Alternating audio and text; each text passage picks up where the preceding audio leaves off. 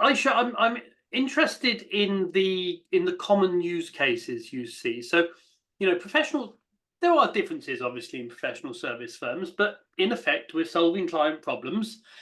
We have a leverage model. We put people in to help solve those problems. Typically, we'll do a bit of research and we'll perhaps write some reports. Sometimes we might even get our hands dirty and actually remodel some things or build something for them. Are you seeing, or have you seen over the last many years, common use cases that are successful coming out that most consultancies could do well to consider? Yeah, so I think one is the use case that Chris identified, which is we can take our process and codify it in software, so that it can either replace some of what we're doing, Hmm. which is scary, right? Because he Yep, could be yep, selling to his existing market segment, yep. or could reach a more price-sensitive market segment. That is a very, very common productization use case.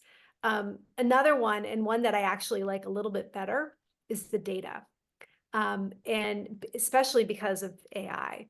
So we are sitting on some data that either we're actively using right now in client engagements, that if we were to structure and perhaps augment and then introduce AI so that it gets the recommendations get better and better based on the data, could create a real useful tool, a data as a service tool, Mm. for our clients or for a different market segment who perhaps have analysts in-house. They just don't have the data to make the smart decisions. Yep.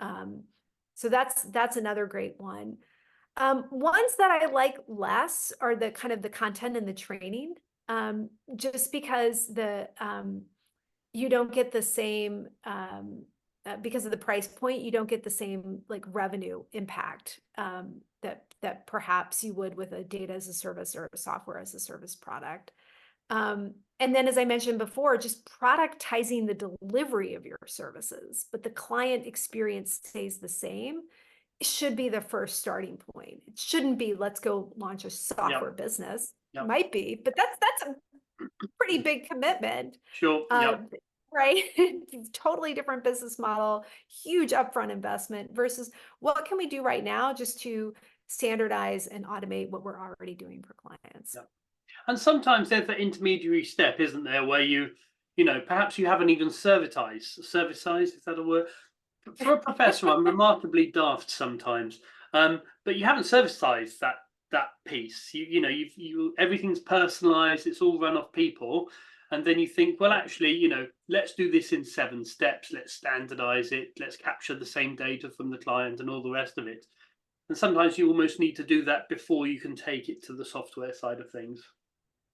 Totally, absolutely. Yeah. And, is there a way to get away from time and materials pricing to Mm. value-based pricing? That is a good early first step as well. Yeah, brilliant. I did my top 10 professional service books a few weeks ago, and Productize was up there in the top 5. I think it's a fantastic book. It's full of really practical insights to help people on that journey. You've also got Fearless, which is another great book, and you've got a new one coming out this year. Tell us a little bit about that, please. Yeah, so commercialize. We had Commercial. productize, and we'll have Okay. commercialize. It's all about the go-to-market. So Okay. how do you choose your target market segments, do your pricing, your packaging, your messaging, and then make your decisions around sales channels. That's fantastic. In fact, when's it likely to be out? I know this is a how long's a piece of September. string, but September. September. Yeah.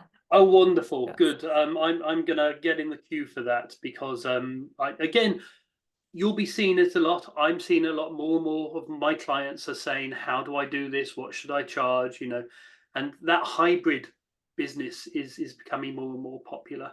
Um, Aisha, thank you so much for your time. Really appreciate it. And I hope to have you back on the show after the new book is written. Oh, that would be wonderful. It was such a pleasure, Joe. Thank you for having me. Thank you. Bye bye.